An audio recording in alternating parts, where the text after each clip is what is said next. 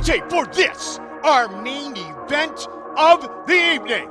We introduce the champion, Chris, the West Side Strangler Brennan. Let's get it on! Hey guys, welcome to the show. We are here with former IFBB, former bodybuilder, Chris Cook. Chris, awesome to see you. Fortunately for me, Chris is one of my students now and trains here at Next Generation MMA. And I figured it'd be an awesome opportunity to get him on here. We had a few conversations recently about his career before this, and I just thought it'd be an awesome opportunity to get him on here for this. So here we are. Thanks for having me. Let's go back to the beginning, or at least early on, pre-high school. You started wrestling pretty early. Did you wrestle before high school or not till high school? No, yeah, I started wrestling actually for the boys club, early days, and so really around like 12 years old. Okay. Actually earlier than that, probably around 10 years old is formally when it got started, and then I picked up in junior high. Where was that? In Colorado Springs, Widefield at Watson Junior High. Yeah. Awesome. And then wrestled through high school? I did. Yeah. Well, until my senior year, and I didn't my senior year because I got so fed up with pulling weight that I came in. I came in at like probably 70 or so, and he wanted me to pull to like 42, and I'm like, no. Like, I'm just tired of doing that, and he said, well, if you're not gonna do that, you're gonna be off the team. I said, all right, and I walked out. Yeah. That's one of the most disciplined sports that there are, and again, in fighting it's the same way, and in bodybuilding you're there again. I started bodybuilding at 17 and then went directly from bodybuilding right into mixed martial arts as well. Lower level on one than you, a little bit higher on the other than you. Certainly. But we have the same kind of background as far as that goes. So through high school, how to go wrestling in high school. So the early career was, I was one of these kids. It was like these kids seem to have these different trajectories, right? Where you have these kids that have really steep beginning of the curve, and then they'll kind of level out, and then or maybe even begin to decline as the other kids mature, right? And I was one of those kids. So junior high, I actually never lost a match through junior high. Well, I lost one match when I was wrestling in the finals. I did something kind of odd to my knee, so I lost by points by that match. And then when I moved for 10th grade to Oklahoma City, it was a massive transition. One, going to high school. Two, going to Oklahoma. Yeah. So it was like a different world of wrestling. It was, yeah. For in every aspect. First of all, for example, in the summer that I went there before the year started, I got into the wrestling program, and it was a freestyle wrestling program. Oh. Okay. And I didn't know anything about freestyle, so that I spent that whole summer getting my butt kind of handed to me, which was a very kind of a mental twerk for me, and so then as I started cruising into the regular season, it was probably a little better than 500 type season. And because when I lost my first match, then I had to do a little bit of mental therapy for the next couple of months to figure out like why I suck. Right, of course. It's just an odd thing, like I'd never experienced that before, and so it was an okay career. Yeah, it wasn't. I wasn't breaking any records. Yeah. It's a sport that I tell people I typically don't even let new kids, unless they show up here for wrestling, I typically don't let them try wrestling first. Yeah. Because that might be the last class they ever try. Yeah. So I make them do jiu-jitsu, kickboxing, and then they can try wrestling. That way, if they don't like it, they know they like the other two, and then continue training. But wrestling is just a different sport. Right? Yeah, there's a mental toughness there. Yeah. It's not just the physicality piece, right? It's the eating discipline, and then of course you have all the other elements of competing and the nervousness, and then because it's such a one-on-one sport, that fear of losing to another person, right? Yeah. I mean, directly. That's the difference between that and most other sports is you're basically one-on-one with another guy going to battle. The crowd's sitting there watching you, and that's it. It's just you two out there, So it's definitely You're exposed. Yeah, 100%. Very much. 100%. You're either good or you're not, or perceptively, right? Right. Yeah. It can be very nerve-wracking for sure. Yeah.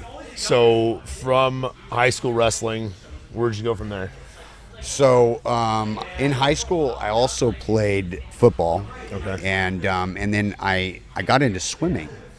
It was an odd thing when I was in ninth grade. I was because in Colorado Springs, I went to junior high, so ninth grade was part of junior high, and 10th grade was at the high school. Oh, yeah.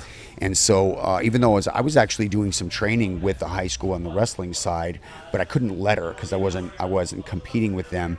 Someone said, "Hey, man, you want to join the swim team?" And it was at the end of the year of ninth grade, and I didn't have any off-season football, so it was an awesome opportunity. So I did it, and I just had this knack for it, and I actually love swimming. yeah, swimming is an amazing sport. So I that was probably my most gifted sport. So I ended up doing that all the way through school as well, and actually ended up earning a few scholarships in swimming, but none of them were sexy, right? They were all to Division II schools, Right. And I wanted to be a football player, so I ended up not taking advantage of that.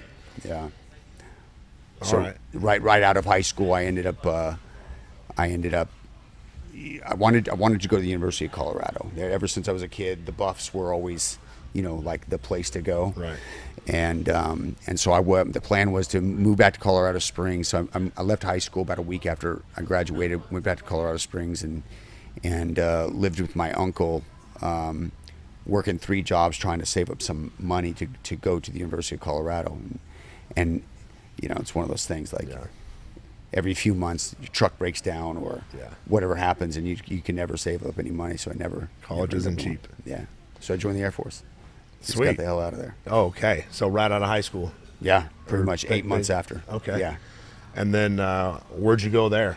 How long were you in the Air Force for one? So yeah, I joined for 4 years. Went in January or February of '95, and of course went through basic training and all that stuff, but ended up stationed in Alaska, of all places.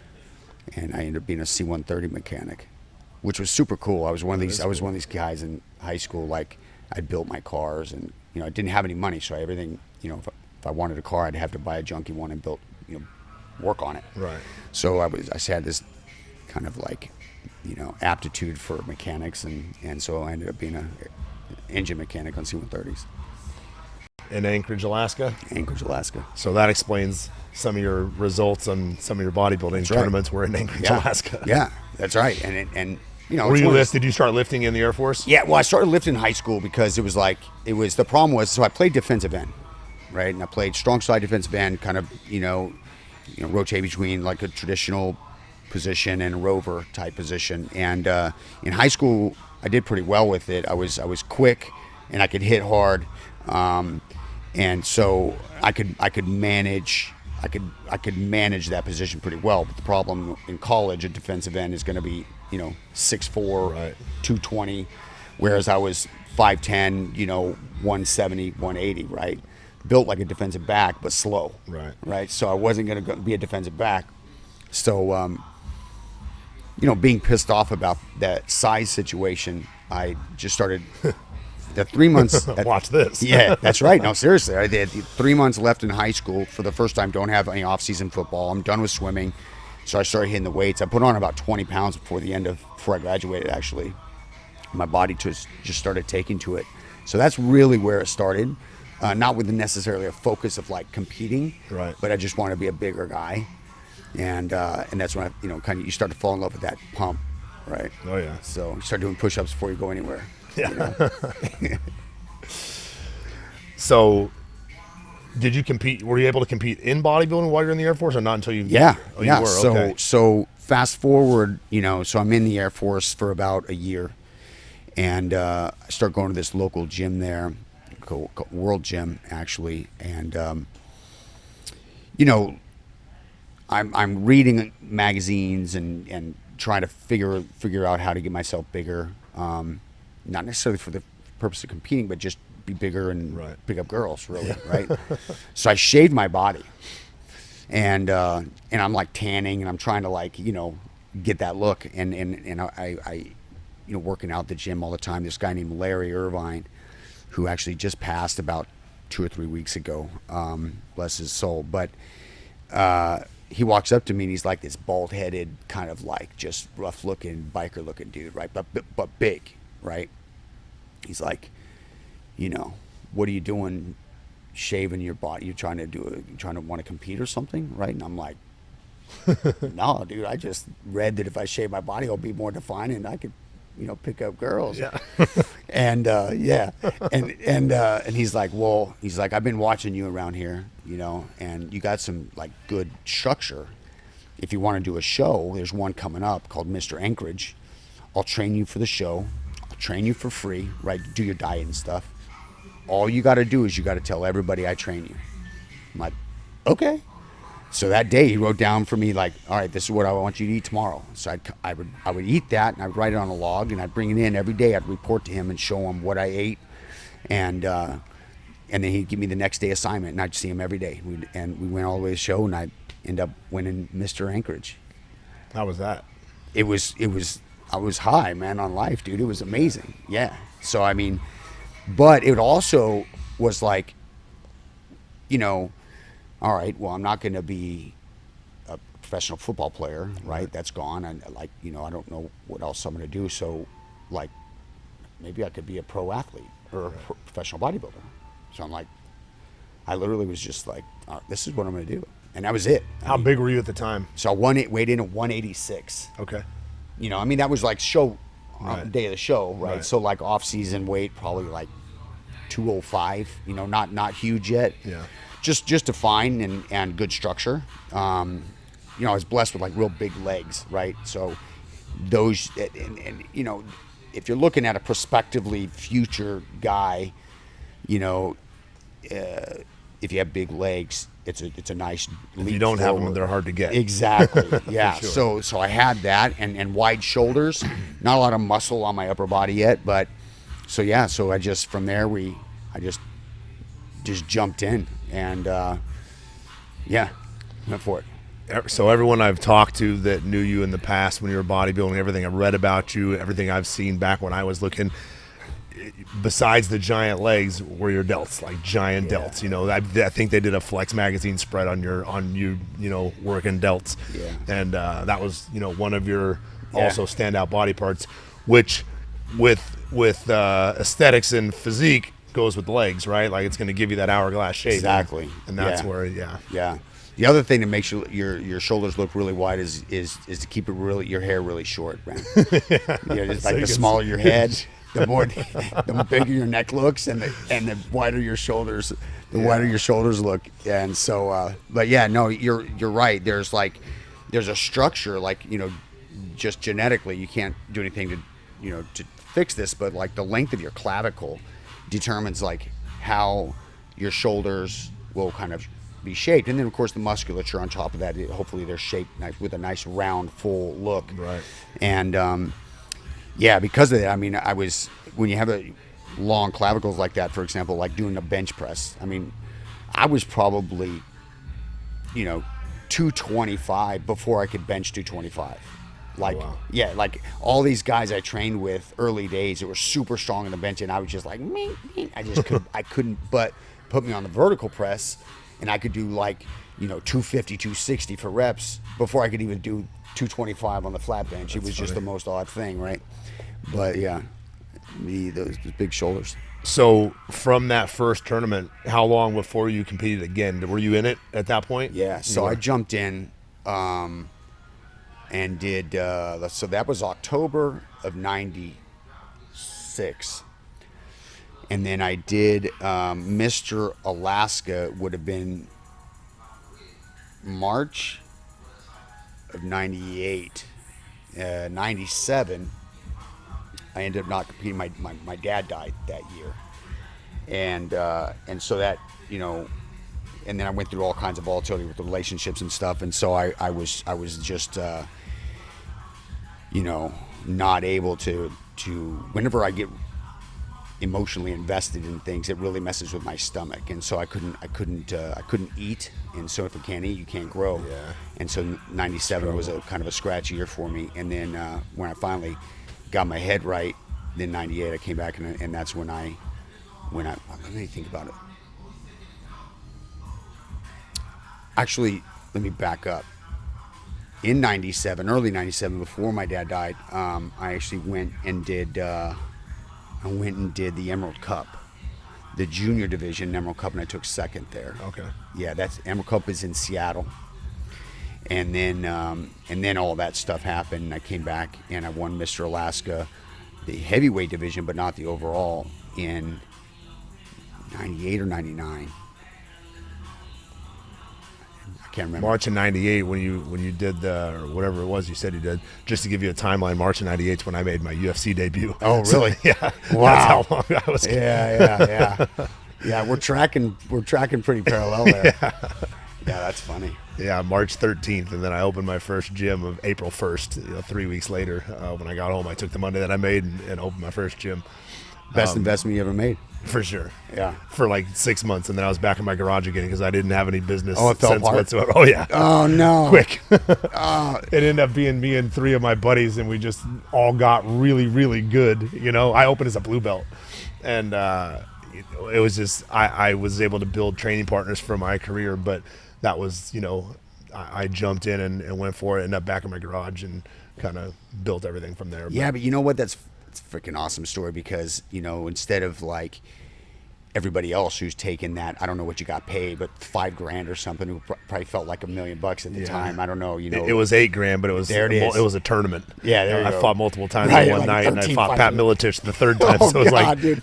Yeah, you earned that $8,000, but Yeah. like you didn't turn around and just, throw it all away on partying and letting loose. You tried to invest it, and I think that's, that's a theme in my life, and I admire that kind of the willingness to do that, right? Yeah. Even though it didn't work out, it probably It didn't, planted but it 100 did. seeds down the road, yeah, right? for sure. Yeah. For sure.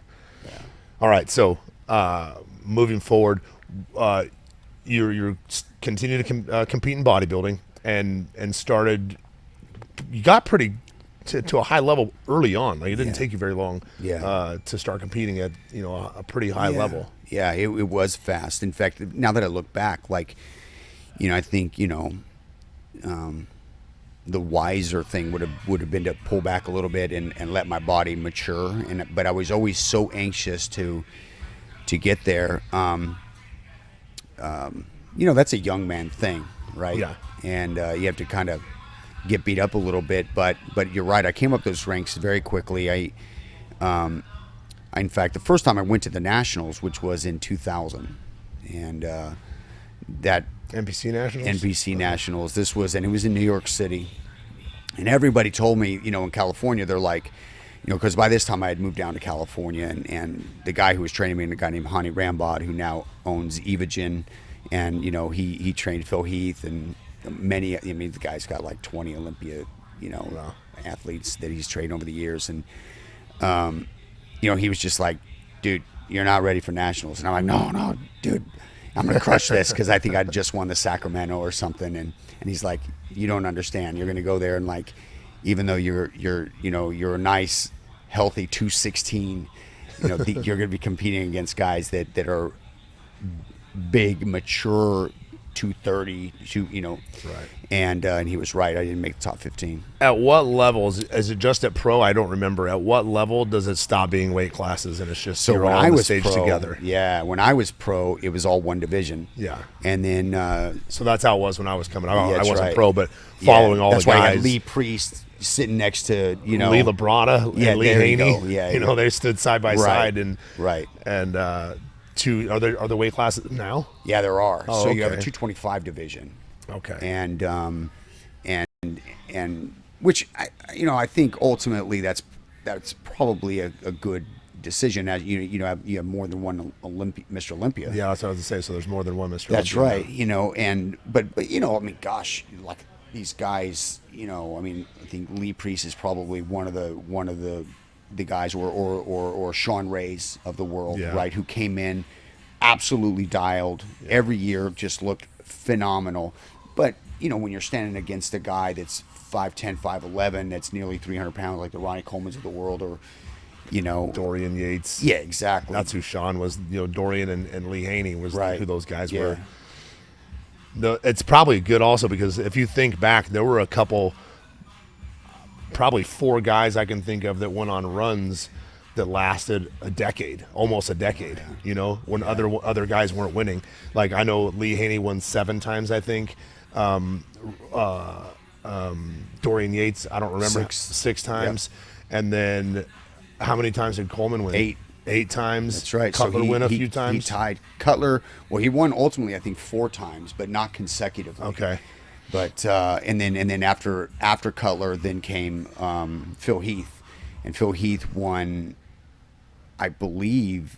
Gosh, man, I should know this. I know, but 7 or 8 times. Yeah, I mean as that's well. we're talking about 30 years with Right. 5 guys. Exactly. You know, Yeah, that's crazy. Well, I mean, you know, like I think, you know, it's very similar in MMA in the sense of like, you know, you have guys that are fucking amazing, the guy, but then you have the guy, right? Like you're saying, like, and there's this odd gap that exists between that human being and then everybody else. Now in MMA, it's a much shorter time frame because the life of that is because you know you just keep, your body can only handle so much of a beating. Whereas bodybuilding, it's longer sustainability, and it's so depicted on genetic disposition, right?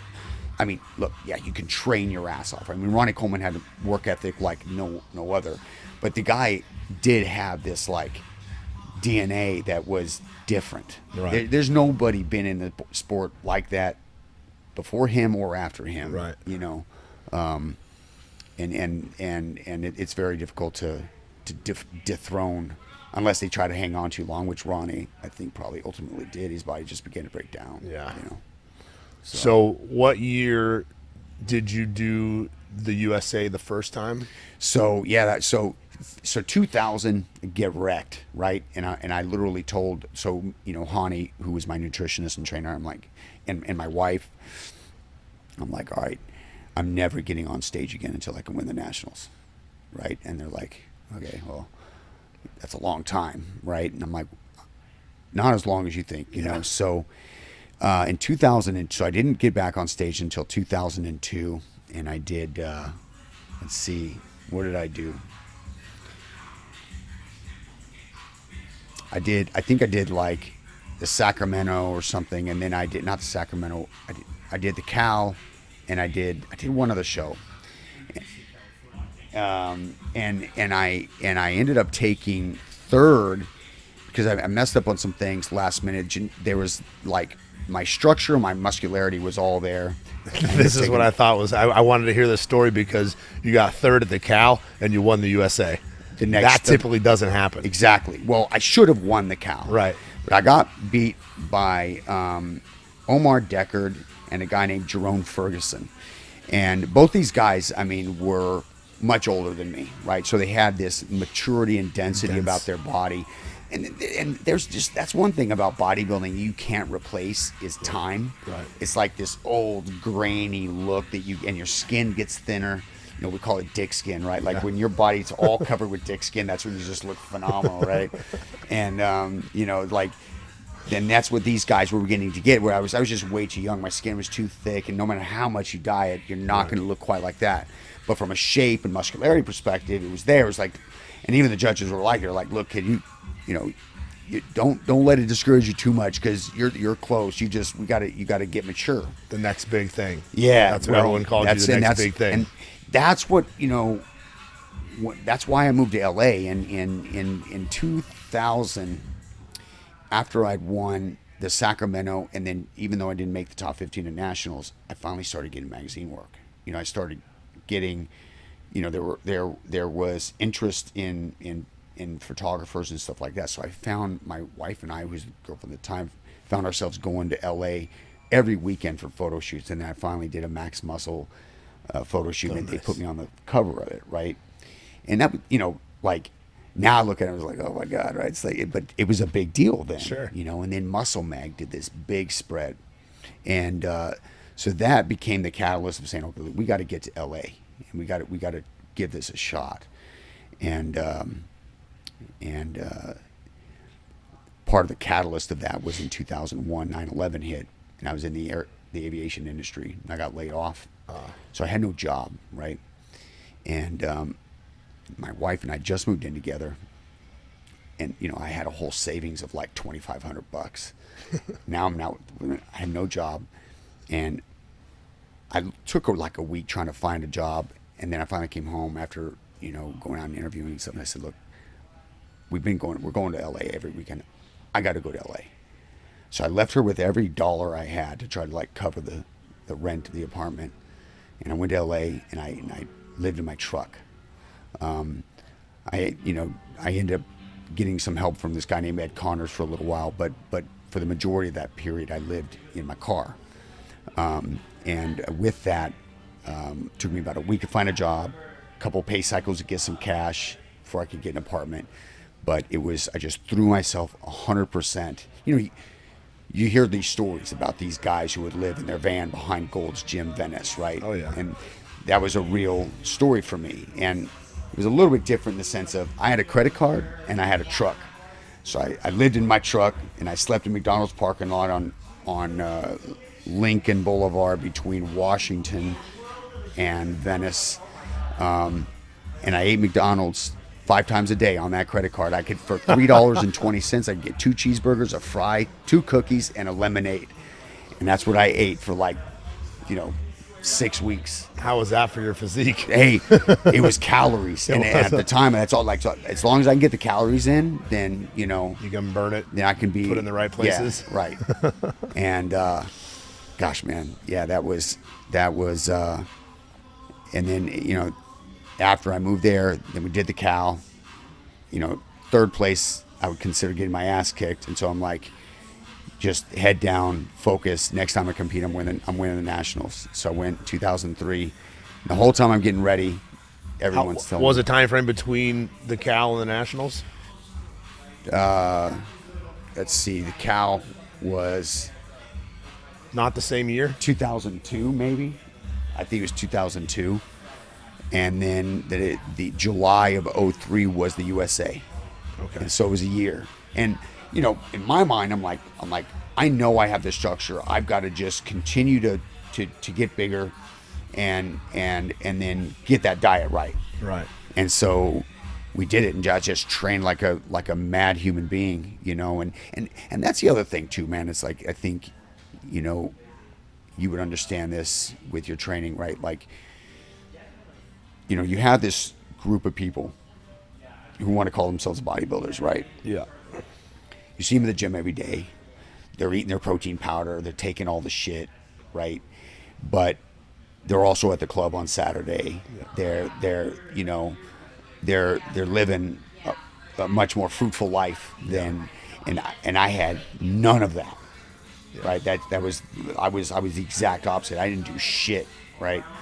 And because I was going to be the best. There's people that call themselves fighters also. That's right. That's the parallel I'm drawing, right? I mean, very much so. Yeah, I mean, and because everybody wants to be a cool ass fighter, right? Yeah. Like, dude, you fight? Yeah, bro. Yeah. Like, yeah. And you can verify that you see them here, right? Oh, right? Yeah. They come in the front door every day. Exactly. So they're not exactly lying, but right.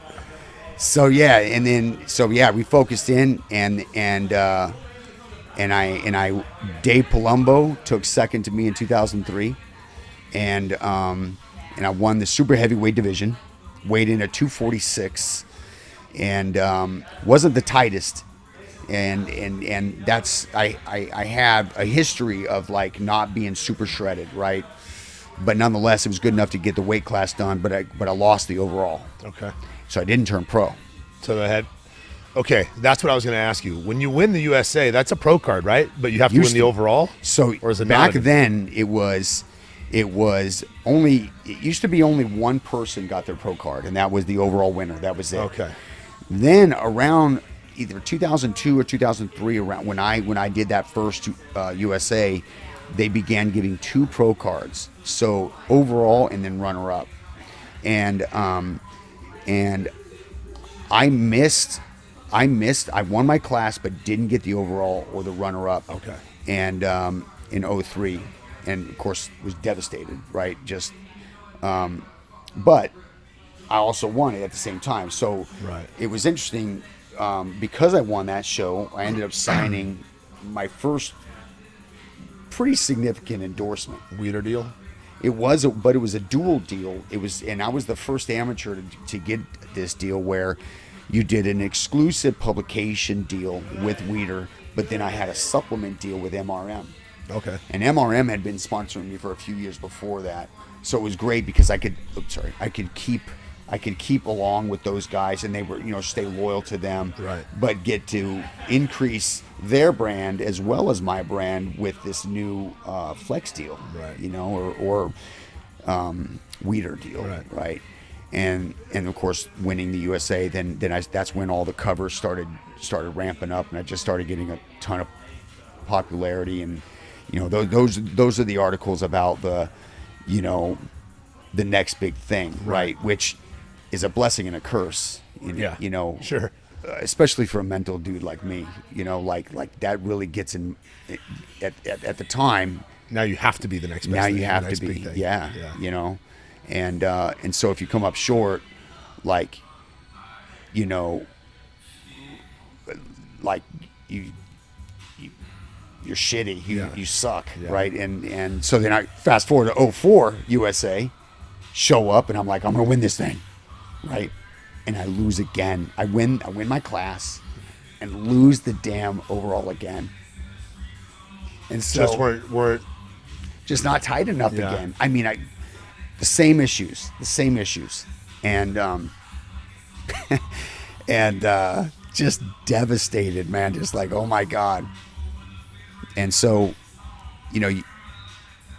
now you're in this position where the judges, they talk to you, Sure. right? And they're like, look, and I remember Jim Mannion specifically saying this to me, and Steve Weinberger. These are probably the 2 like most influential guys. I remember Mannion from Yeah, forever, exactly. And he's like, look, kid, because I called him up and I said, look, I think maybe I need to do the nationals, right? Instead of waiting another whole year, right? And he says, you can show up, but if you don't win it, Chris, you're going to the back of the pack, bro. Yeah. Like, I'm going to fuck you up, right? And I'm just like, oh my God. So I ended up actually leaving Hani Rambod as my trainer. And it's kind of, there's a lot to that. He and I were really, really close. This was early in his career as well. And from a personality perspective,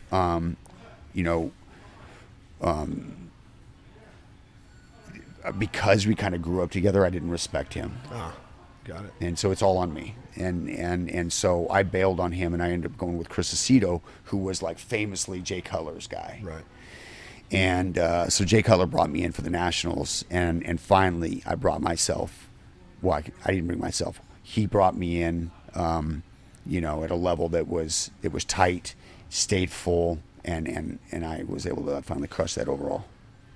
In the big picture, and I don't remember, but was it NPC Nationals probably a better one to win than the USA? Is it not, or is it? Everybody argues this. Oh, do they? Yeah. So, yeah, because anybody who wins the USA, they're like, nah, dude, the USA is the USA, right? Right.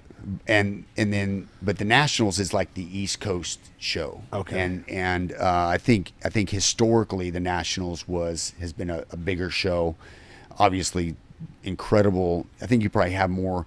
Well, I don't know if it's changed now, but a number of years ago, they would say you have more Olympians that came out of the Nationals. That's what I was going to ask. Who came from where Right. more, right? So, and whereas the USA was, newer and not as prestigious maybe, but that was evolving. For me, I was a West Coast guy, so the USA was, you grow up going to that show every year in Vegas, and like, Right. it's like I had been, because I had trained with a bunch of teens when I was in Dennis. I think Newman won Yeah. the USA, correct? Oh, yeah. Yeah, and yeah, so that's 94. why- Yeah, and then came down with leukemia after. Yeah. Yeah, no, this guy, right? I mean, fuck, this guy. You know, you speak of like deltoids, right, and legs. He had both. He did, and he was so giant as a teen. He won the Teen USA, Teen Cal, Teen Orange County all in the same year, and they did a spread on him painted as Superman, with the S on his chest and his pretty boy look, and he had glasses on his car. He was a good looking cat. And he was like the his physique, like I was like, man, this guy's going straight to the top, you know. And it was a terrible thing when he came down with leukemia. Yeah, I mean, you know, talk about honing someone to be the leader of the bodybuilding community, right? Yeah. I mean, he was endorsed early and he was a great looking guy, you know, and physique was just, and when he brought it for the USA, I mean, there was no question about how good that guy was. And in fact, I remember reading that he actually he talks about, I think there was like traces of physiological stuff that began to happen right before he competed, that he knew something was wrong, and then right after the show is when that leukemia, at least as I understand, kicked in, and just shredded him. So from then on, he couldn't take all the same supplementation, right, that everyone else could, and so even after he beat it and he tried to jump back in, he just couldn't get back to his old form, you know.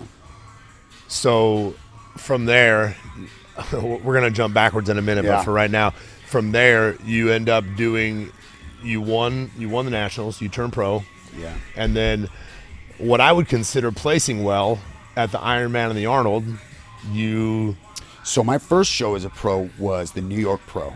Okay. And I showed up in New York, actually big as hell. I weighed in at like 250 or so, but a bigger than like the USA 240. What are you walking at around this time? Like when off season? Yeah. You know, close to 300, that 295 to 300 pounds at this point. And so I show up at the New York Pro, and I took 6th, and top 5 was Olympia qualifier.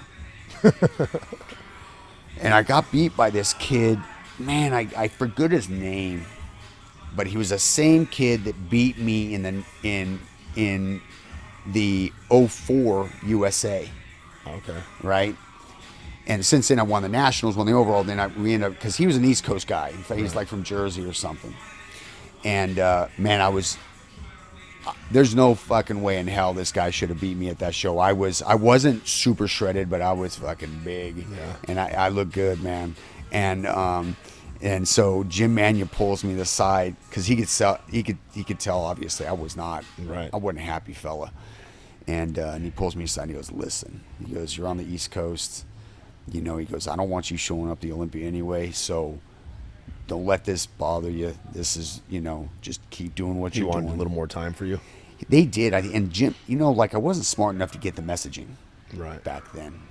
Like, he had been trying to tell you? Yes, he had been. He had been. And then so from there, I actually went and did the Toronto Pro like 2 weeks later, and I looked absolutely terrible because it just all fell apart for me. And he literally showed up, you know, he sees me like getting ready backstage. It's just the oddest things, you know, these little comments. He says to me, he's looking at me, he's like, I shouldn't have let you compete this weekend. And I'm like, what? What the fuck is that about, right? Like, and it's because I was worn out. Like I needed some time to just get back, train hard for like a year or two maybe, mature, and then come in with my head right and rested, right? To allow me to get, you know, to the higher ranks. Sure.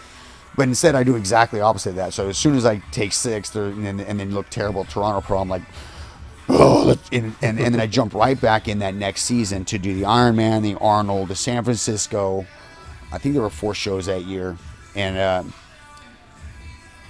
I ended up with pneumonia, and I didn't know that till like 2 shows in, and I finally go to the doctor and he's like, dude, you got pneumonia, right? And so that's why I couldn't my body just wouldn't shed water and things, and I took last at the Arnold, fucking last, bro.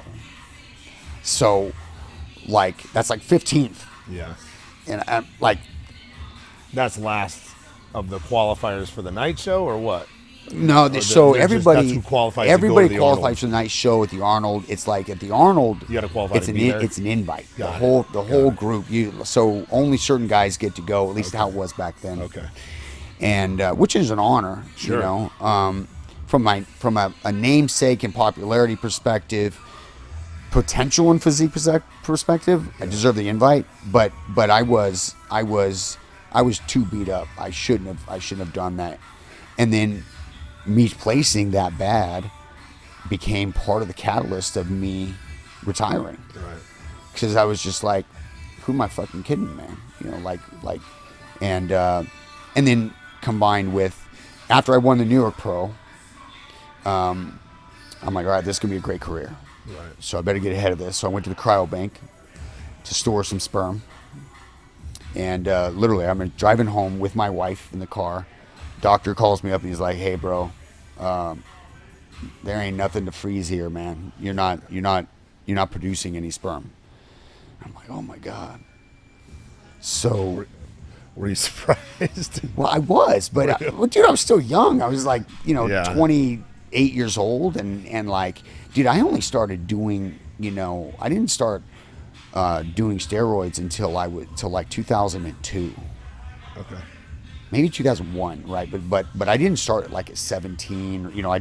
There was, relatively speaking, I was always the guy kind of holding back because I was winning shows anyway. Right. And so, it had only been, 5 years or something, 5-6 years of me doing this. And so for my body to react that way, and what I now understand differently is like some people just react that way. Right. Some people, whenever you get elevated testosterone levels, your pituitary, some people's pituitary goes cut off, like no more natural testosterone production, which then shuts off your sperm production. But nonetheless, so when that happened, I'm like, okay, I gotta really think about what the future holds for me, because I want to have kids, and Right.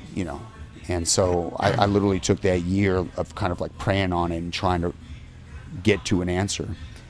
And then I end up, competing so terribly in that next season that I'm like, this is God telling me I just need to bail. Your last competition was The Arnold. It was the Arnold. Yeah. Was the Ironman the same season? Same year? Yeah. So there's 2 like seasons. I've been fortunate enough to go to the Ironman and the Arnold. I fought twice during the Arnold Classic in Columbus. Oh, that's awesome. Yeah, it was awesome. We had the Ohio State Arena. What year? Oh man, I don't know, 2005 probably, 4 or 5. Dude, I would have been there. Yeah. I'd have to look on my record who I fought Adam DeSabito if you want to look at that, PJ. So we got to go watch. That was like right across the hall. Right. And then at the Ironman I went when I was a teen, and it was, man, Sean Ray making his comeback after being out. He got suspended or something. JJ Marsh, like Lee LeBron, and like all the, back then it was all those guys were there. Yeah. I can't remember, like Vince something. He was phenomenal. And I think he won the Arnold that year.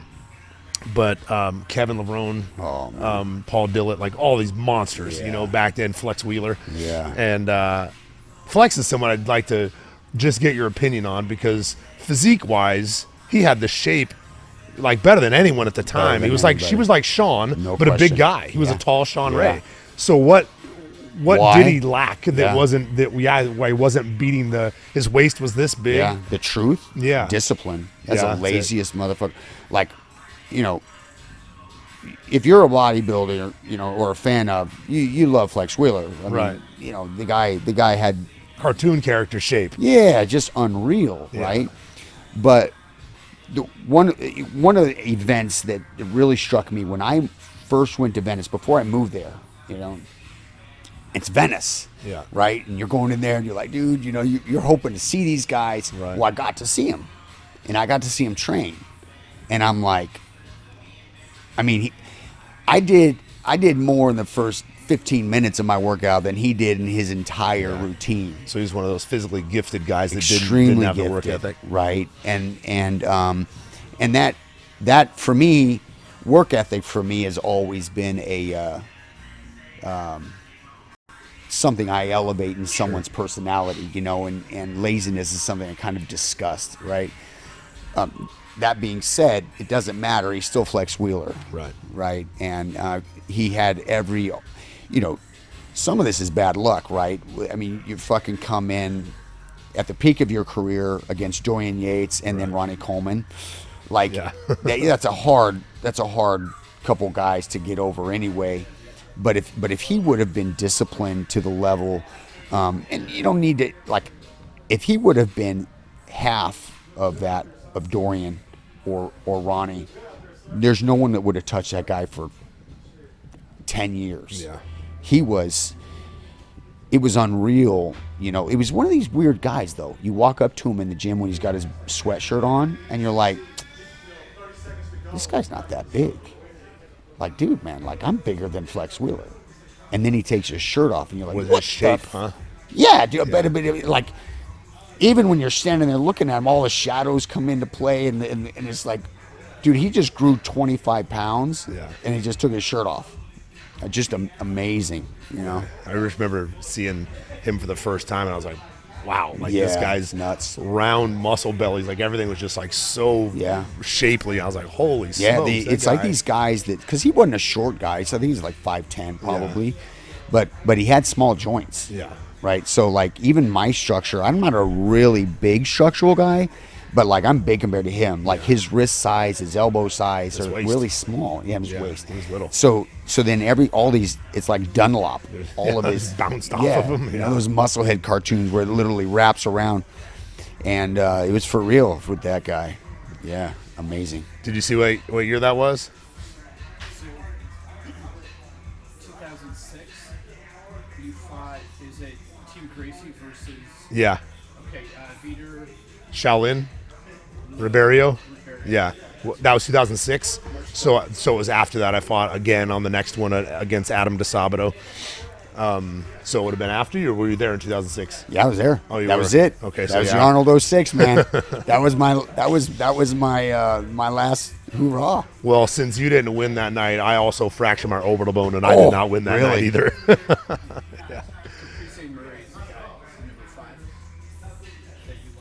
Caprice.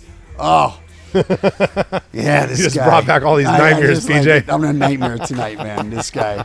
No, I mean, it's like one of these guys, like, he was like, you know, I mean, you know, I don't know the exact dimensions of this human being, right? And by the way, he's a nice guy, right? But, like, I'm looking at him like, dude, I'm 5'10", 5'11", you know, and, you know, 250, hard, and this guy's like 5'5", and he's muscly as hell, really around, but kind of like awkward. Right. And I'm like, what the fuck is this guy beating me twice, man? You know, like this is bullshit, man.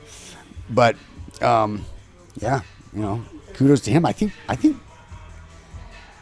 don't even know, but I think that New York Pro might even been his last show. Really? Like he qualified for Olympia, and then I never heard of him again. Like and I'm not. That's not. If he were to listen to this, I'm not demeaning him by any means. You know, maybe he did compete and I didn't realize that or whatever. But you know, nice kid. But yeah, from my perspective, man, I thought I should have beat him. Yeah. Yeah. And I wanted to qualify. I've got a few guys like that. I get it. Yeah, absolutely. I get it. Yeah. So let's back up. Let's real quick back up to. Let's just back up to the dark side of the sport.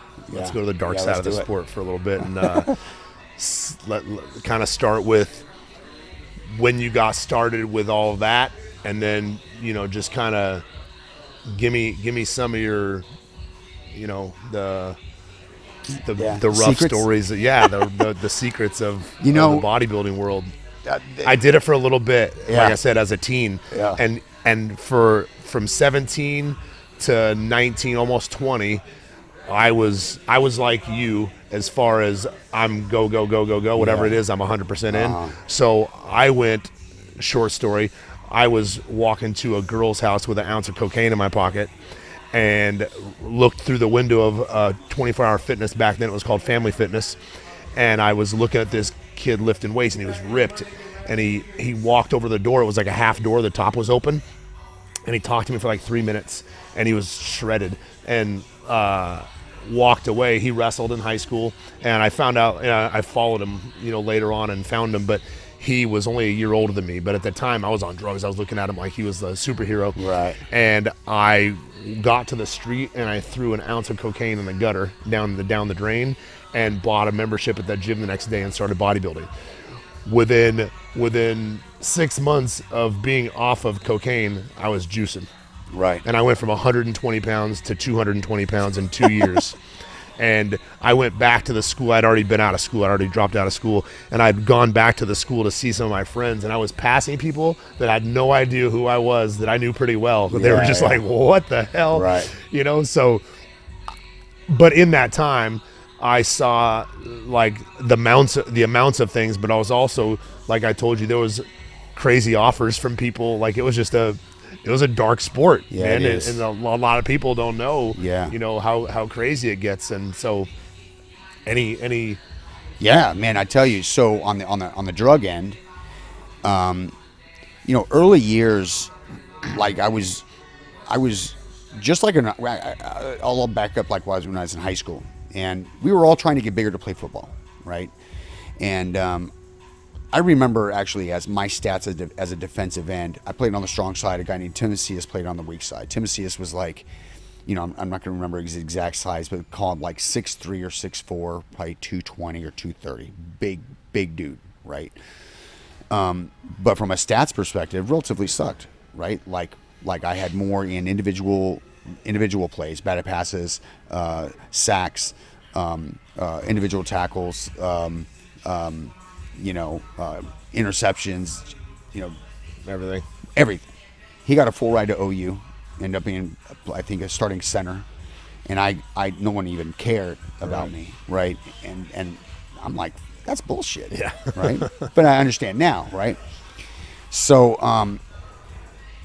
one of my buddies in high school who was in that race, all of us were, when I was a junior in high school, man, and we're doing the weightlifting thing. We had a program for football that we were doing, and we're all trying to get bigger without knowing how to do so. This guy comes, he shows me, he pulls out a syringe out of his pocket, and he's like, bro, this is what you got to get on. And this guy, I don't want to name him because, don't want to do that to him, but he was like, dude, this is what you got to do. And I'm like, oh, hell no.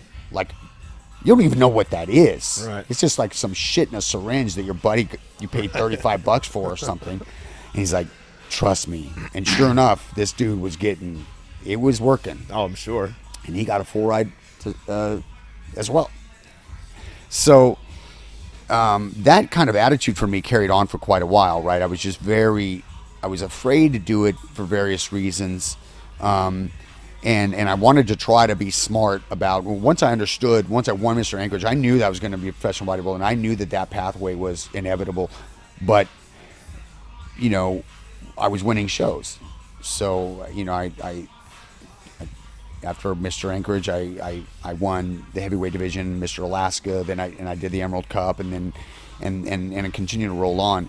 But we finally got to that point, and I think what's interesting about this subject is people, when they look at a Ronnie Coleman of the world, or Jay Cullers, or any of those like top elite guys, the first thing they're going to say is like, dude, the amount of shit that those guys are on, it's probably just atrocious, right? Enough for support a herd of elephants, right? But the reality of it is the guys at that elite level, there's like this awesome combination of genetic disposition, how their body looks and is shaped, combined with how they react to this stuff. And so, dude, for me, I would take 2 tabs of D-ball a day, and I would turn into an animal, right? My bench goes up like 70 pounds. I start gaining all this weight. I all of a sudden could eat, and I always had a problem eating. I could never eat in volume like a lot of my peers. And so when I got introduced to that, I was always extremely conservative. You know, I would go on to what would be equivalent today of like a normal TRT type of program, which would be like 250 milligrams a week, right? And I had phenomenal results. So my argument was like, why? I'm beating everybody. And then the highest level that I got up to was 750 milligrams of testosterone a week.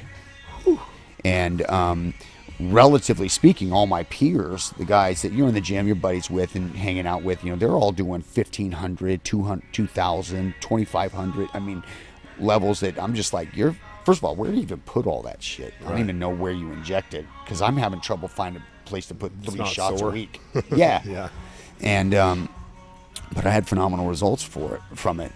And then, you know, as we got older or more mature on that side of it, and the chemistry became more, you know, complicated, you added, you know, growth hormone and IGF, you know, and then all the on the dieting side, there's a few more elements, but from a milligram perspective, stayed right in that range. And you guys mess with clenbuterol at all? Or oh yeah, of course, a shit ton of clen. I mean, like, you know, the back then, like, it was clen and ephedrine, right, and about, I don't know, 5 pots of coffee a day, you know, during that 12-week prep. And, you know, just doing anything you could to elevate your metabolism and get you to just burn, you know. You know, and you just become, you know, adrenaline numb, right? Because you're spitting out all this stimulant that really gets you to release adrenaline. Right. So I could drink a pot of coffee, take clenbuterol, pop an ephedrine, and go take a nap. I mean, you know, you become like, almost like a There's people that do cocaine meth like head. that. Yeah, there are people that can do a line of cocaine and go lay down and take a nap. Yeah. It's I mean, what the heck? And you know, like, and that's the other thing I'll tell you as well, is like, you know, these guys walking around, you know, when you look your absolute best, you're absolutely not healthy. I mean, you know, you're as close to death or closer to death than you might think. Short story. I was lifting at Metrics in Newport Beach. Yeah. And Paul Dillett Oh my God. was in there doing a photo shoot. He was doing cable crossovers, and there wasn't weight on the things. It wasn't showing it. It was just showing him there wasn't weight, and he was going, Yeah. to try and get it down. And this is a 265-pound dude. He's a monster. And I'm looking at him like, what the heck? But he couldn't walk to the bench to sit down between pictures. Yeah. And I was like, holy smokes. There was a weird backstory about Paul. Now, I met Paul a few times back early, before I moved to Venice. But I What a didn't, monster. I didn't know him. But as I understand, I guess Paul had a massive or really, really bad asthma problem.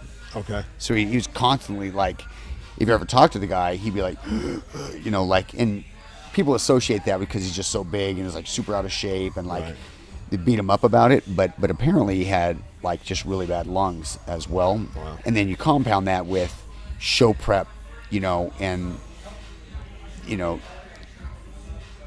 sometimes during that period when you're really low carbon and you're driving, you know, very similar to wrestling, except, you know, pulling weight for fights, except for like the water. Well, no, I mean, you even do that on the wrestling side because you got to pull your water as well. But we would pull water for days. Longer. Yeah, Longer I mean, period when of I got time, ready for for sure. nationals, you know, I stopped drinking water Wednesday night For the weekend? for Saturday competition. Yeah, I mean, like, I would lay naked in front of the air conditioner. My room would be like, I don't know, 50 degrees, and I'm just, because you can't regulate body temperature, you have no water in your system. So, but to Paul's defense, I don't know wherever he was in his, you know, show prep or cycle combined with this like asthma thing, but yeah, it's like show prep, everybody's a mess. Yeah. Just an it's absolute funny because mess. all the magazines will post all these beautiful meals and all these things and all these preps, how healthy. But it's one of the most unhealthy sports it's at the terrible. end of, you know, as competition time that it can be. Yeah, You no, know? you're close to death. Well, I mean, there's been a lot of dudes die. Yeah. In that either right before or right after. You know, Back their then, seasons. I was a big fan of Mohammed Benaziza, Oh, and yeah. and he was just a freak, man, was, with like the dude. most dense muscles, shredded, and he was short guy, you know. But just so I was like, that guy, you know, he's awesome. It was like him, Munzer, and Benaziza, like the first Yeah. guys to have this, like, if you remember, like the Dorian back when they could pull back Yeah. this and have all the fingers Christmas coming, tree just- Christmas tree, and, Yeah. and then the glutes with deep striations in Yeah. it. Yeah, different level. And then he died, and when he died, I was like, oh man, Yeah. that's crazy, you Yeah. know. And then just kind of slowly, someone here, someone there, and it was like, man, I was happy that that I stopped at such an early age, and was able to, you know, move on to fighting. But looking at bodybuilders now, like especially after my COVID incident with my lungs and my heart, I look at them now and I'm like, God, man, stop. Just eat clean, stop lifting, chill, please. Yeah. You know, like it scares the shit out of me. So I'm just like, man, please. But you know, for you got to, you know, walking at as big as 320 pounds. Yep. What did that look like physically on you? Well, I'll tell you a funny story, man. When I was like 18 years old, a guy named Ian Harrison, old know school, Ian. huge guy England? though, England, Yeah. yeah. Big. He was like real tall, so he was a really massive monster. guy.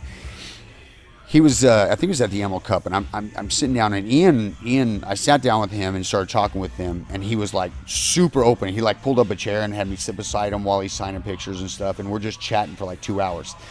And I'm like talking about, I think I was talking about Nasser. Nasser guest posed at a show I was, and he goes, well, how do you look? And I'm like, well, he had abs. And he goes, bro, at this level, you always have abs, Yeah. right? And so that becomes. But sometimes they go like this, and Yeah, sometimes they go but like this. any normal human being looks at that person and goes, man, that looks amazing, even though they're fat as hell. Right. They just look, but they have abs because they're massive human beings, right? So at 320, you know, I was a little cheesy, bro, Yeah. you know, but big as fuck. Like, Yeah. you know, like this is when, you know, I'm squatting, you know, 6 plates for reps, front squatting 6 plates. Like, I have this thing with Ronnie Coleman back in the day where he and I were at some event, and somehow the front squat came up, and I'm like, yeah, I front squat 6 plates, and he goes, no, you don't. And I'm like, no, bro, like, I'll show you a video. I front squat, like, I was very strong, and on that particular movement, and yeah, I mean, when you get to that size, dude, like the strength really is kind of stupid. You can go out in any parking lot and pretty much lift up any car, you know. You're as big a dude. teenager, when I was big, I was 220. I got up to 220, and I was lifting at Powerhouse Gym in Huntington Beach or Gold's Fullerton. But sometimes, for the hell of it, on chest day, we would go to like Family Fitness 24 hours and do bench. And I'd walk in, I'd 1 plate for 15, 2 plates for 12, 3 plates for 8, 4 plates for 4. Yeah. You know, at 18 years old, 4 Yeah. plates for 4. That's and beast. people are, and as soon as I take it off, it goes, and the bar bounces. I and love that, right? Sways a little bit, and you let it settle, and then I'll hit it for 4, man, and everyone just like stops what they're doing, Right. you know, and it's like, yeah, that's right. There's something about that, man. I just like that's the you know, one of those pieces about bodybuilding, and you know, it's a very egocentric. Well, that's what's going to carry us into Yeah. your end of bodybuilding, carry into MMA. your MMA. Yeah. So let's go ahead and transition your end of your bodybuilding to beginning training. Yeah. How long was that time span? 1 day. And 1 day. So remember, I'm taking that whole year, and I'm praying on this, and like literally, I'm asking the Lord to give me, just help me. I don't know what to do, because if I transition out of this, all my sponsorships going away, my money, my life changes. And so I'm driving to the gym one day, and you know, it's not like I heard some audible voice come out of the air, but for whatever reason, I knew. And I've been telling you what to do for a year. You've been trying to figure out a way around it. And I said, all right, I'm not doing this. I'm not, you know, let your will be done, Lord. And I called up my wife and I said, I'm retiring today. I'm not going to the gym. And she's like, yeah, haha, I'll see you there, right? And I'm like, no. I'm being truthful. Like this is it. And I literally turned around and I drove back. I was coming from Castaic. I turned around at Calgrove, which is where the gym was, and I drove back and I got off at Rye Canyon Road, and I went to Big John McCarthy's Ultimate Training Academy. And he had been, I'd seen a sign at the mall. I was there with my wife, like, I don't know, 2 or 3 months before that, and had this big poster with John McCarthy there, and it was Big John's Ultimate Training Academy. I'm like, oh, that's. The UFC was already in the back of my mind and stuff anyway, because like I was a wrestler, and you see this and you're like, dude, man, that's fucking cool, you know. But there's like, what am I going to do? Retire from bodybuilding, right? Well, here I was. So I literally drove there, and I didn't know anything about jiu-jitsu or nothing. I walk in, and the counter's there, and John is standing at the counter, and he literally goes, Chris Cook? And I'm like, you know who I am? He's like, fuck yeah, bro. He's like, what are you doing here? I'm like, I want to fight. And he literally like looks. What are you size wise right now? Like 3. Oh, big. 15. Big, okay. Yeah, you know, I'm between 315 and 320, something like that. And he literally looks over the counter, like down to the ground and up, you know. He's like, you know you're going to have to lose some weight, right? And I'm like, yeah, no, I know. There's not even a weight class for you. Exactly. And I'm like, no, I know. I said, I just retired from bodybuilding. He's like, really? And I'm like, yeah. I said, it's on. He's like, all right. And within 3 months, within 6 weeks, I actually went to Grappler's Quest and and I took second in my first, it was beginner division. Sure. No gi.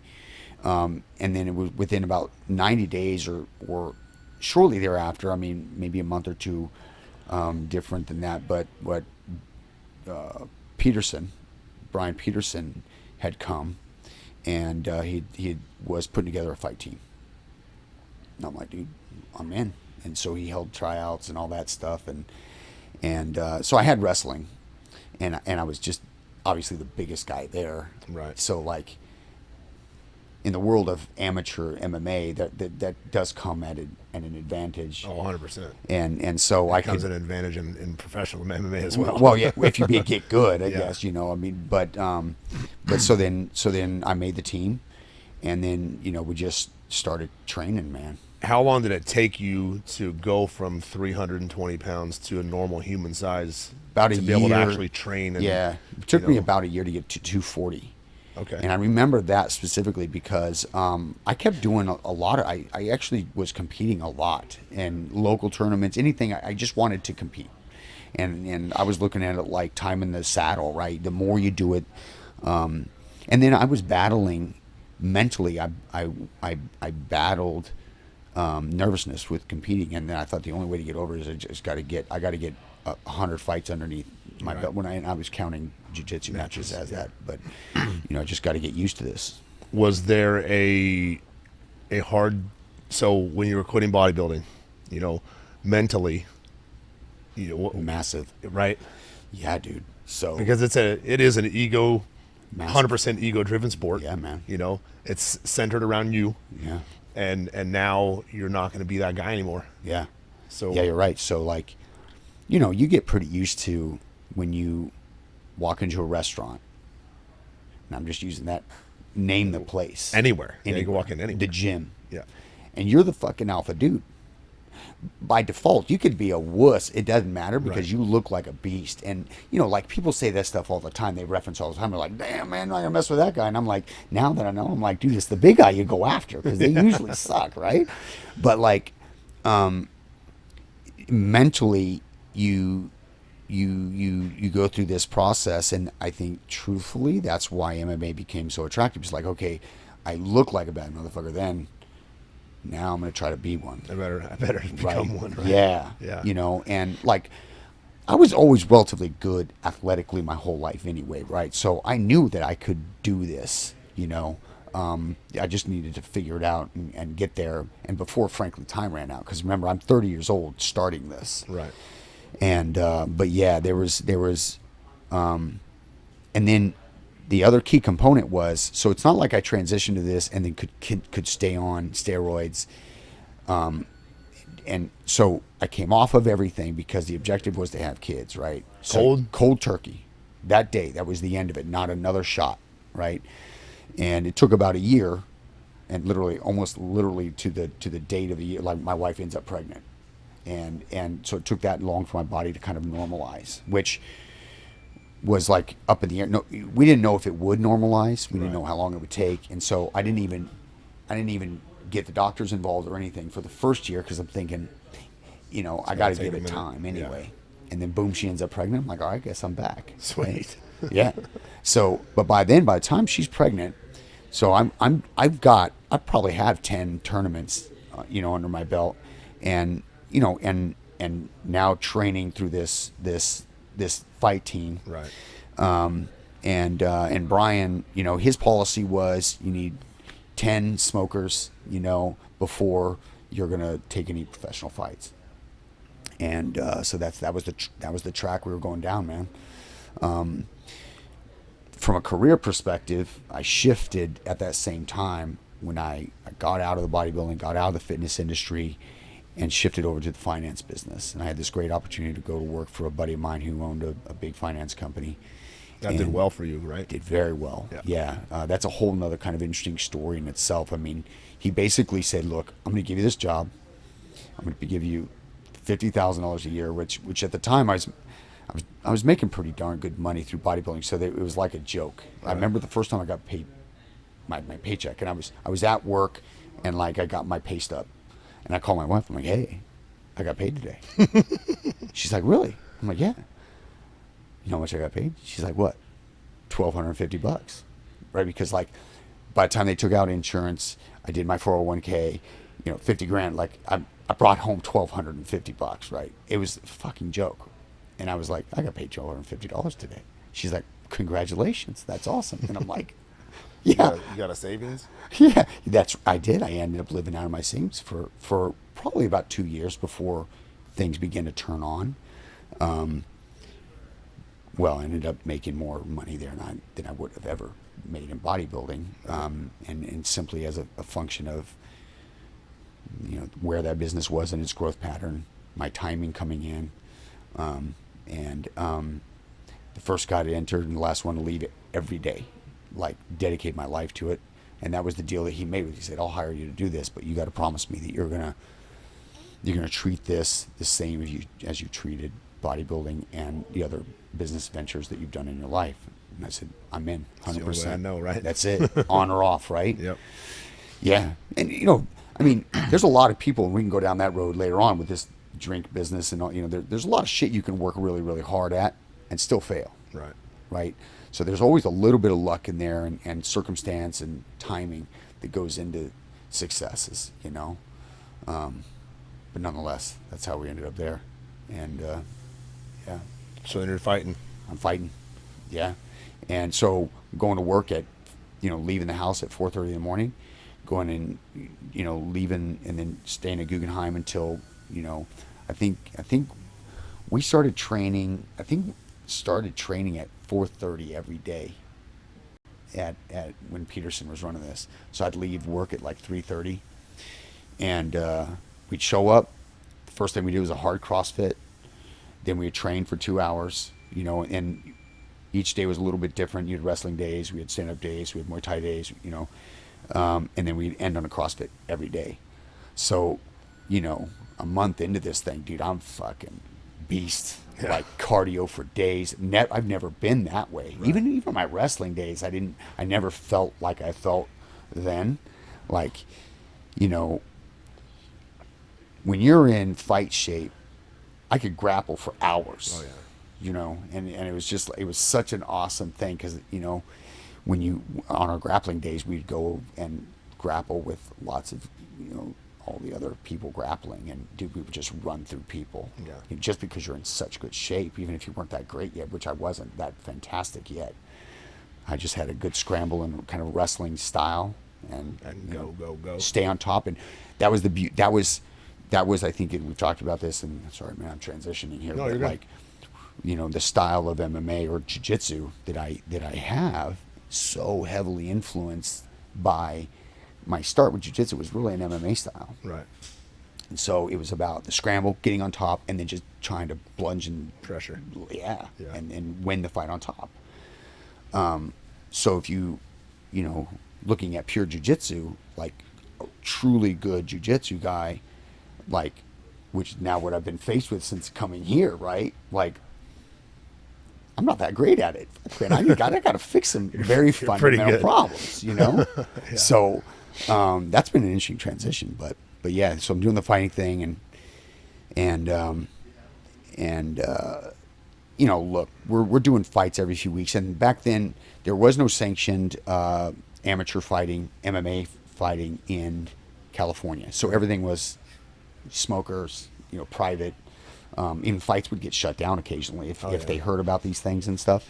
So, just to give you an example and a funny story about it, one of the guys on the fight team was a guy named Vince Pichelle.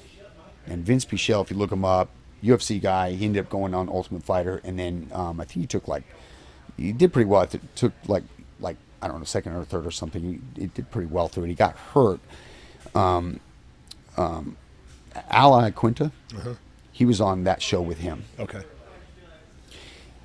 Anyway, so he was a much younger kid than me. This kid was like 22 years old or something, and just unorthodox, like kind of goofy style. Yeah. But because of that, it was like pretty good, man. He would sneak up on you with stuff.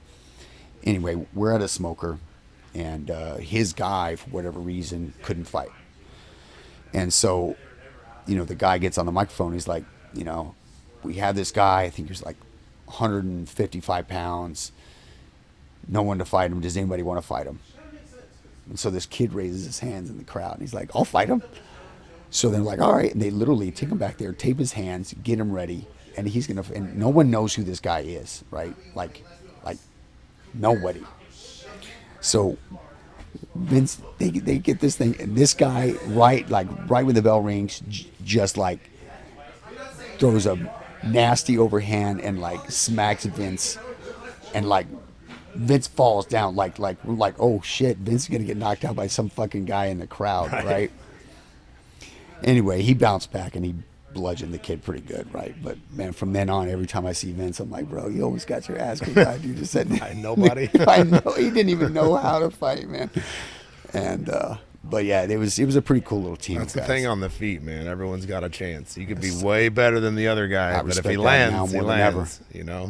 Dude. I mean, that's like if I'm getting on in a fight on the street, like that's like I'm very keenly aware that even some sucker can shut me off, and I'm going to make sure I'm not getting anywhere near that. Yeah, I agree. That's why I'm very grateful that Lucas fights the way he fights. I don't have to stand there and watch him in bloody wars every fight.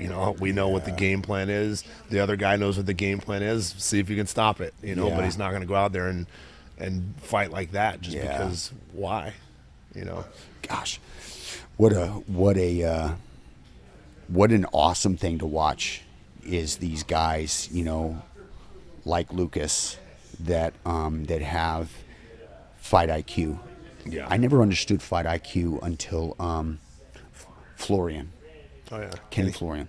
So I'm looking at this guy, Ultimate Fighter, and I'm like, this fucking guy's like the most unassuming, nerdy I think he human fought being. the Ultimate Fighter at 170, and he was Yeah. he was actually at 45. Exactly. He moved to 55 and then to 45. Totally. But, yeah. But what I learned, watching this kid come up, man, he was for whatever reason, because of where I was in the generation, I didn't really know MMA like you did, right? I'm sure you were seeing this long before him, but he was the first guy that I saw that was like just super high IQ type of fighter. Yeah. Not really athletic, right? I mean, you're not going to look at the guy and go, but so smart and understanding body positioning, and even kind of 2 or 3 steps ahead on where he knows that opponent is going. Right. Even in the stand-up game, like impressive guy, right? yeah. Just like, man. Yeah, the fight IQ guys they're my favorite, Yeah. like GSP. Oh, There's a yeah. guy with all the talent in the world and a fight IQ, Yeah. and the physique and the athleticism, he Right. has it all. And that's how, he's able to put it all together. So those are definitely the guys Yeah, that I'm these interested guys in like watching GSP fight. didn't even wrestle, I don't think, in high school or anything, No. did he? And then, like, he was one of the best wrestlers in the fight game. Canada wanted him to try out for the Olympics. Right. He should have. Yeah, Kendall Cross, our old wrestling coach, beat his wrestling coach in the finals of the Olympics. Oh, wow. Yeah, Gia Cesari. That was a good one. Yeah, 5-point throw right off the bat. Holy moly. Yeah. Yeah, But- that's amazing. So then how many fights did you end up having out there? So we had about 10 fights all in, and that was over like a 7 or 8 year period for me. And the problem became my Guggenheim stuff started to ramp up, so like maybe 4 or 5 years into it, and so the bottom line is that the time began to crunch. I couldn't train like a fighter. One was making you money and one wasn't. Yeah, and I was getting older, right? Yeah. Like I'm the oldest on the team by 10 years, and but I still I'm enjoying the process, and frankly, I'm still winning. Right. Right. So similar to this bodybuilding thing, fuck it, I'm still winning, I'm doing a good job, till I wasn't, and we had this fight, another little smoker, and this guy, he was a young kid, man, and we came out and stood together for only a minute or two, and then we clinched, and then I took him down and I almost key locked him, and he scrambled out of it, and just by the way he felt, I was like, all right, like I'm gonna fuck this kid up, right? So I mistakenly just took this attitude of like, all right, I'm gonna try some things and have a little bit of fun with this fight, and so I threw this head kick, and it was just super lazy. I just to snap his, instead of following through and taking his fucking head off, and he caught my leg on his shoulder, right? And so my leg's up there, and I go to shove off. He throws an overhand right, hits me behind the ear. That was the last thing. Not a flashlock knockout, like see you tomorrow. Like I was gone, I was out, and you know how I mean, presumably like I don't even know what happened, right? It took me like a few days to remember, kind of a little bit like, oh wait a minute, I think that's when I threw a head kick, and then so my wife was there, baby in hand, and she's like, oh hell no, Yeah. like you ain't doing this no more, this is stupid, like you're a 35 or 36-year-old whatever, like this is dumb, you ain't gonna be fighting Chuck Liddell, okay? So and I was like, all right, yeah, no, that's probably me getting smashed in the head, like is not the smartest thing. And then from there, as I was training, I instantly became more sensitive to getting hit in the head. Yeah. It would make me dizzy, and I'm like, fuck, dude, and so that was the last fight, and then I'd still come in and train with the guys for a little while, and then I still doing jiu-jitsu tournaments, but that was the last fight I took. Imagine some of the guys that have been knocked out like that multiple times. Oh yeah. The repercussions that has on you, and the follow through, and it is hard, like on the wives, right? Like, Oh, yeah. I was married when I knocked out Antonio McKee, and his wife went straight to the cage and was literally trying to get through the cage, freaking out. Right. And my wife was watching that. She didn't watch me fight ever again. She would go to the fights and she would just look down with her head down and say, tell me when it's over. Because it doesn't matter if you're the one doing it or you're the one getting it done. That's a possibility every time you get in the cage. Yeah, it's That's a a nasty possibility. reality. And it's why it's everyone's, I want to be a fighter. I want to be a fighter, and it's not what it's cracked up to be. It's awesome. It's the greatest feeling ever when you're winning. Yeah, the high is high. But I now have to sit there and watch my kid, knowing that every time he gets in there, that's a possibility. you know, and that's why I'm so thankful and grateful that he fights the way he does. Yeah. You know, still can be a possibility. Sure. But it's just, you know, it limits it a lot less than if you just go out there and see who's going to knock who out, you know, tonight. Yeah. And that's like, if you go out and fight like that, like the majority of the people do now, you know, that's like going to a jiu-jitsu match and asking if you can start in 50-50 and say, okay, go. Right. You know, it's called 50-50 for a reason. There's a 50-50 chance that you're going to get beat or I'm going to get beat. Right. And that's how the striking goes a lot of the time, you know, unless you're just light years better than the guy and you're not getting touched. But it's every fight, in my opinion, watching MMA now is striker versus striker. And someone will get a takedown to get the points in the round, and the other guy fights for his life to get back up.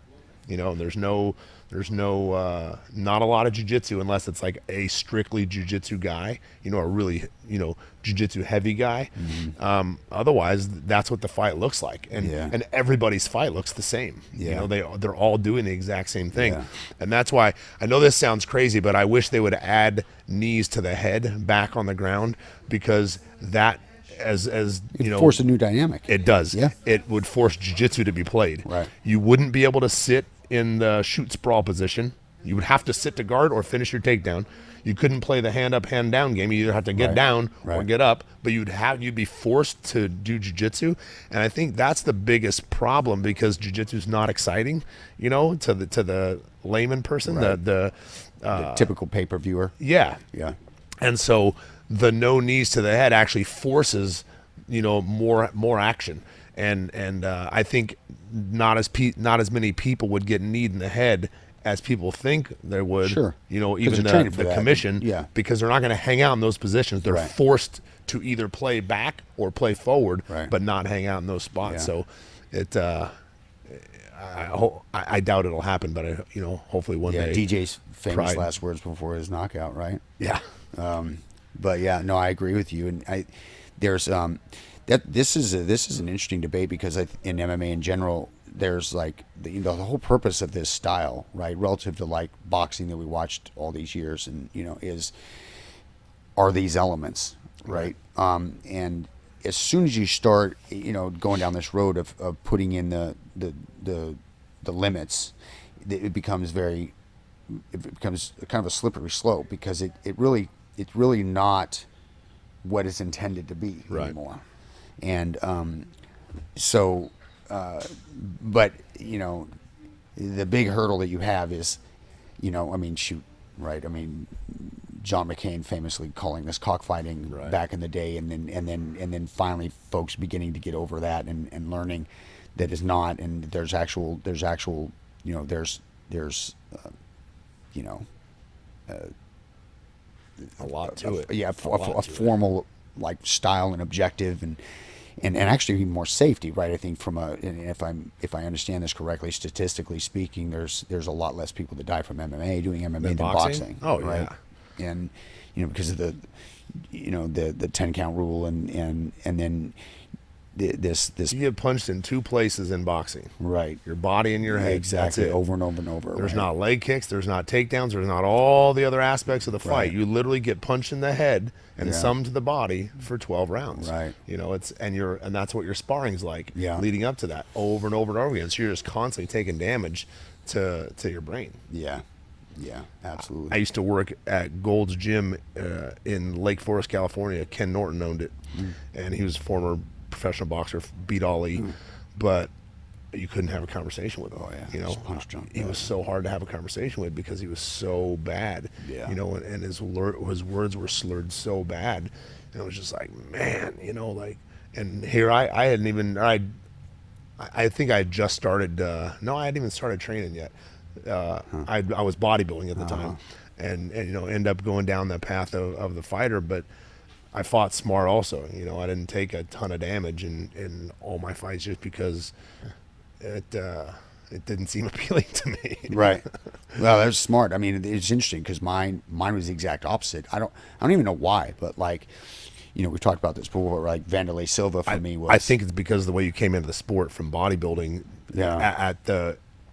at the top of bodybuilding, right? You were Yeah, the just next big big thing. and- You were, yeah, you yeah, know, yeah. and you Shouldn't came go in there in and bludgeon like, people. "Oh," Right. Yeah, for sure, for sure. And and foolishly, and I think it did catch up to me. I think that when I finally got knocked out formally in the fight, you know, that was not the only you know, kind of like trauma that I had experienced, and it did accumulate quickly. And then thinking back, like I actually experienced in my pre-bodybuilding world of wrestling and things like I was concussed multiple Concussions. times back then, Yeah. and you know, like I don't have a big issue like per se, so I'm not someone who like that would be, you know, speaking on behalf of people who've experienced this so much, but I feel like there's various components of my thought processing, even my speech and things that have been affected by that.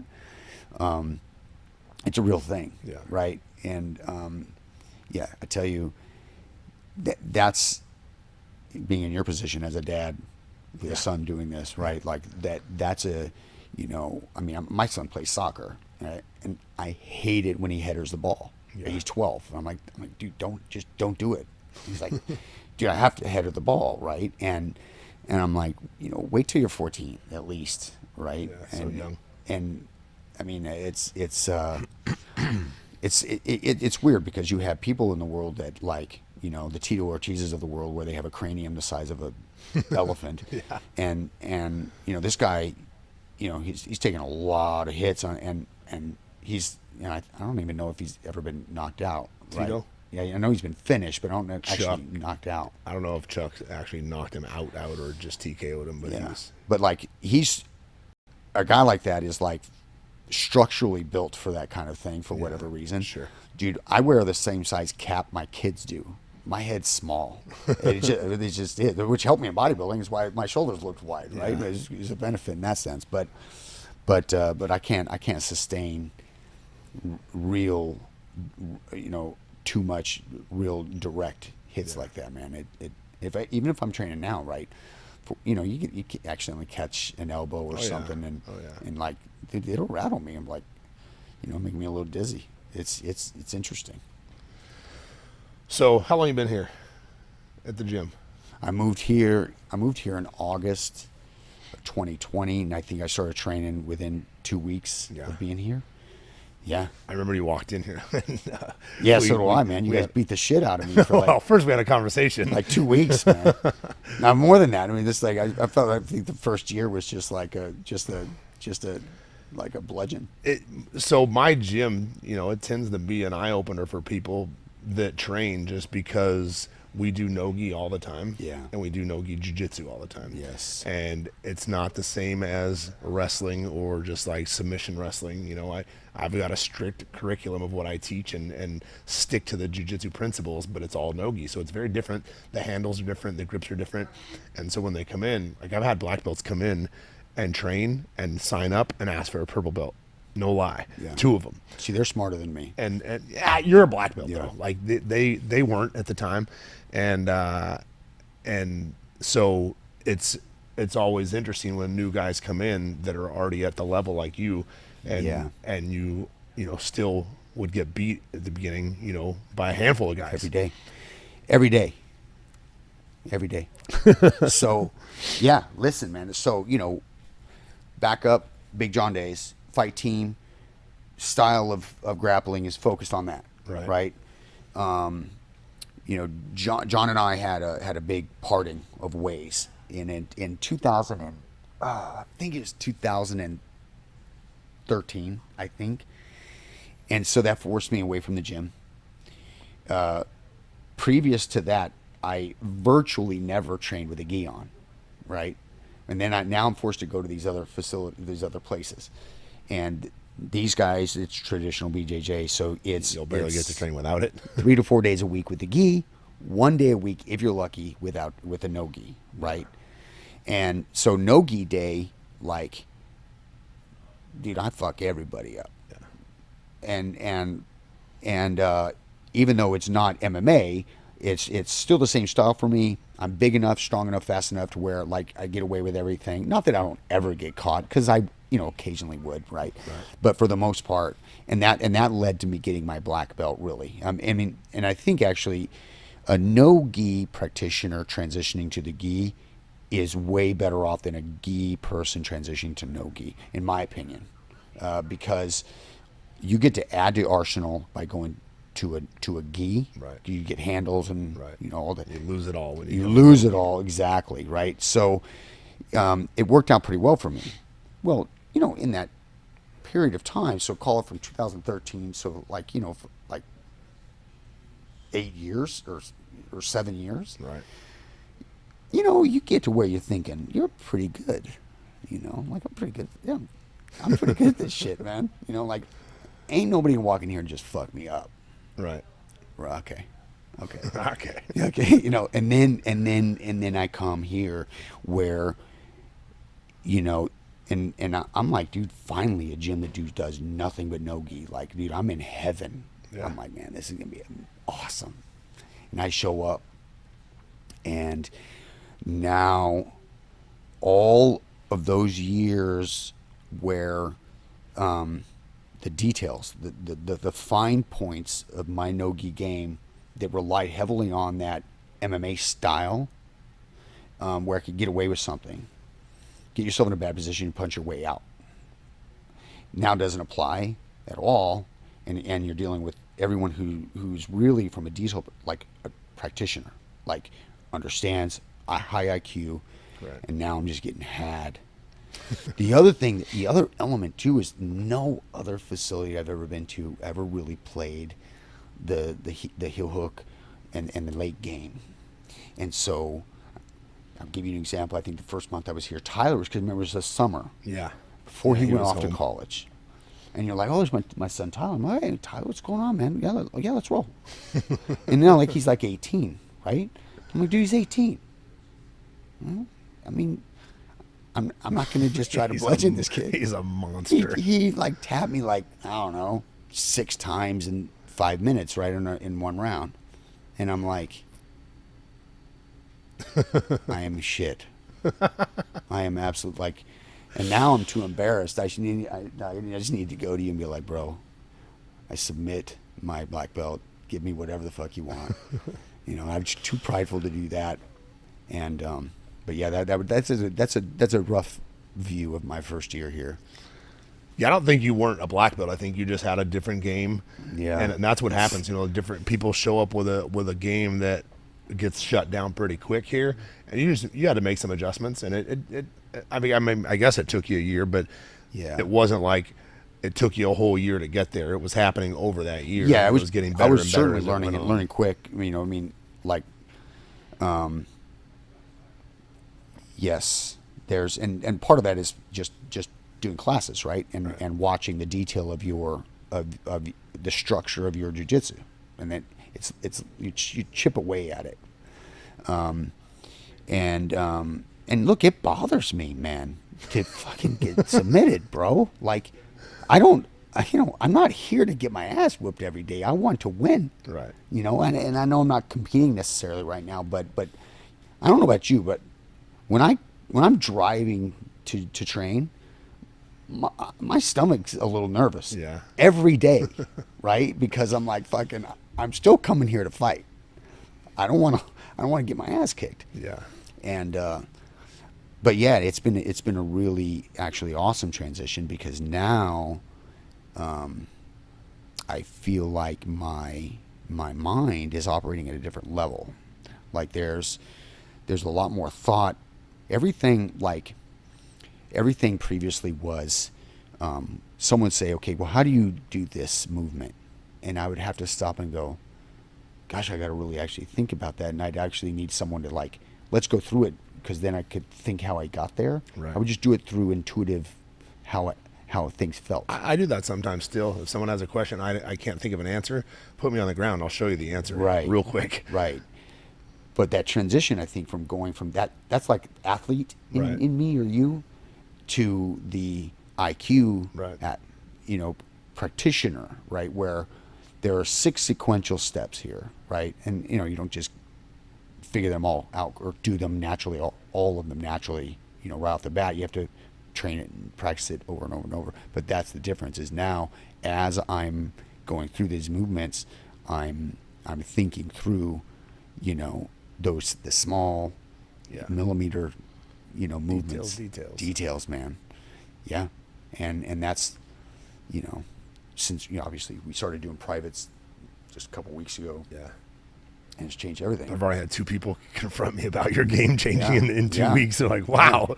I was like, oh, well, we did a private. I warned everybody. I said, I'm going to start training Chris, man. I'm going to fuck y'all up. I'm telling you right. Well, we like the same position, right? Like you go to that 5 and 10 finger where I do, Yes. you know, Kimura's like same thing. Like I noticed that the first day when we first rolled, right? Why put you in the position that you put everybody in? And you end up getting out a couple times. I was like, what the, you know, come on. Yeah. And then we talked about it afterwards, and I was like, Well, I mean, it, and getting back to like size and strength, right? And I always tell everybody this, like, because it's a bit of a misnomer, right? It's like, well, don't use your strength, don't use your strength. Well, strength is a strategy, Sure. right? I mean, if you're smart enough to use it, and like the advantage that if because I know that position well, because that's my fucking position, right? That keeping that leg locked up and doing that grabbing that chin and manipulating that one arm guillotine type. Well, I understand that because I'm there all the time. And then you add, I mean, I'm 225. You're, you know, 170, right? So, you know, 50 pounds is 50 pounds any way you cut it, right?